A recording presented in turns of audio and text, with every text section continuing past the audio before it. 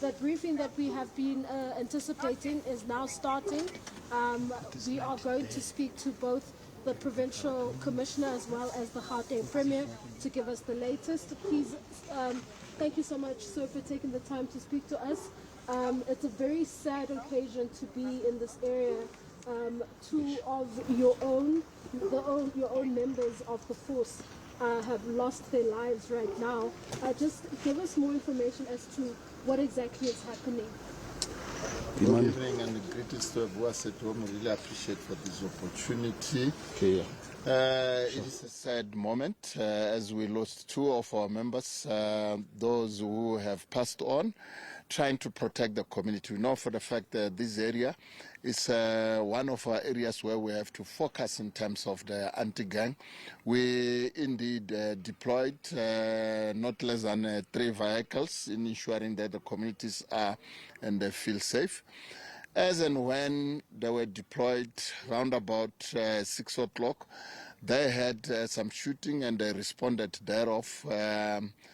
On their response, it happens that they realized that there is a red polo of which was a target, and ultimately they were shot at based on the informants of which we got information from, and they moved down here up until they get in here. Currently, we have lost the young, constables, of which is very sad for the South African Police Service. We really appreciate the Premier is here with us on this, it's not during the course of the day. But I must just indicate that we have a source and information. The high contingent of crime intelligence is here. We are following on the leads, and hopefully we'll have some sense of cracking in terms of the leads of which we are following. Okay. Now, Premier, this is a very sad occasion. Family members have also come out and said they heard a big bang, and they have once again called on the government and law enforcement to do something to address the issues of gang violence and the crime in the area. What do you say to those residents? Thanks so much for the opportunity. Let me start by extending our sincere condolences to the policemen that are lying behind us here. It's not a nice sight.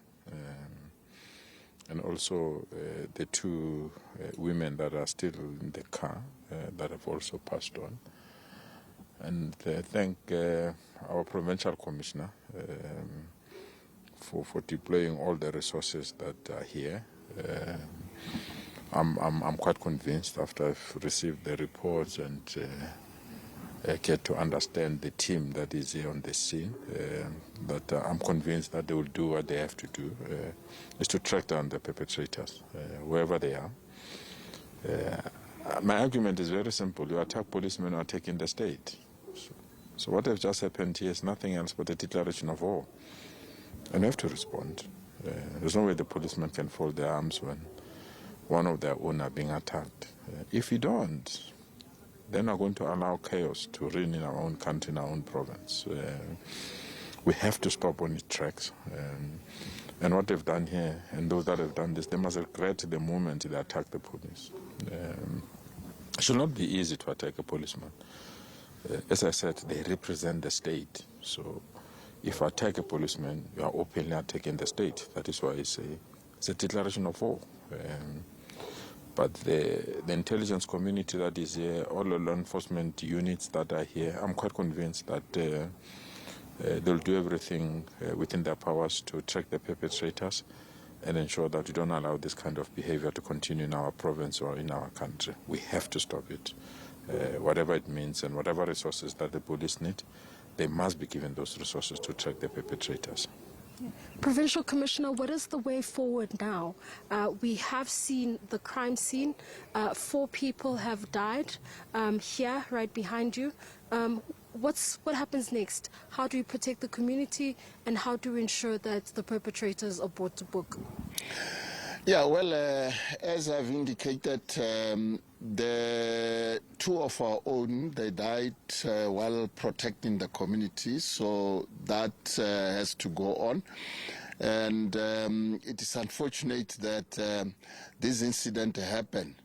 We had the loss also of two community members, as the Premier have indicated. Currently, I must just say that we have ensured that we put quite a serious strategy in terms of ensuring that we have some typical type of lock grid for this specific area for specific time. But on the other hand, we must not only concentrate on in here, because as we follow up the information, you'll realize that it's leading us somewhere else. I must just indicate that the provinces were quite hardworking, because the other question which might be asked is to say, we deployed not less than 3 vehicles for the anti-gang, because they are mainly dealing with the anti-gang. But I must indicate that within the province, we also having other areas which are affected by the anti-gangs, other areas which are affected by the illegal mining. Safe to say today we deployed highly in West Rand, in Coke 4, next to Beggersdal in the mine. And there, with the South African National Defence Force, we managed to crack it up, and we managed to get AK-47, arrest one person, arrest another person with a pistol. We followed up the so-called leader, and we ultimately arrested that leader. For now, we have currently deploy a maximum resources within this area, and it will continue so that we can be in a position to can stabilize. But we are not going to rest up until we get those people who are responsible for what happened today here. Okay. What do you say to comfort people who feel that if police officers can be shot and killed, who are they as ordinary people? Hence, our utterance is that this is a declaration of war, because if you attack the last line of defense of any society, which is the police, it means you really undermining the state, basically. But as I said, I'm convinced with the report I received from the PC. I'm convinced with the number of units that have been deployed here. And I want to assure communities that they must be on the side of the law. They must be side of the policemen and women, and they must be on the side of ensuring that there is justice. And we can only know who are people behind here when communities cooperate with us. That's how we can solve this matter as quickly as possible and bring an end to this chaos that is engulfed this community.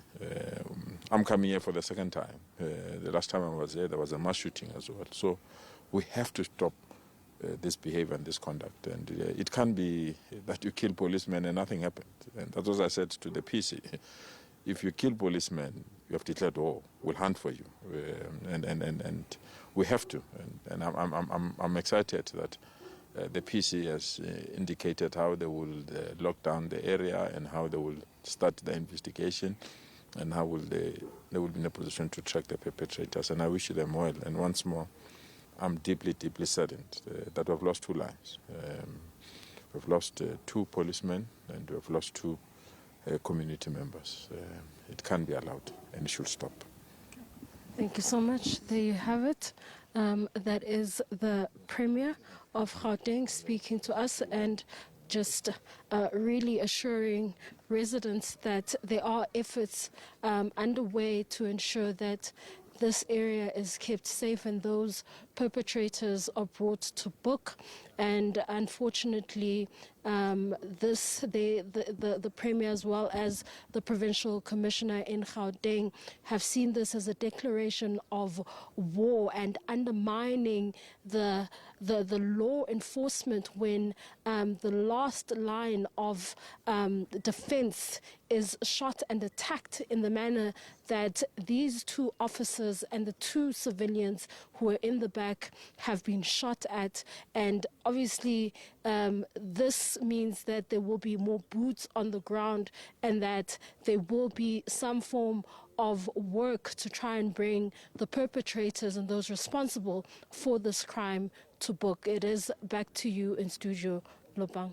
Mbalenhle, thank you so much for that update. Mbalenhle Mthethwa, SABC News reporter, giving us an update on that breaking news story where two South African police service constables lost their lives, as well as two civilians. Gauteng Premier Lesufi, as well as Provincial Commissioner Mthombeni, giving an update as to what transpired this evening. A red Volkswagen Polo being at the center of this shooting. We do understand that the Provincial Commissioner has assured residents as well as South Africans that all maximum resources have been deployed to the area and surrounds.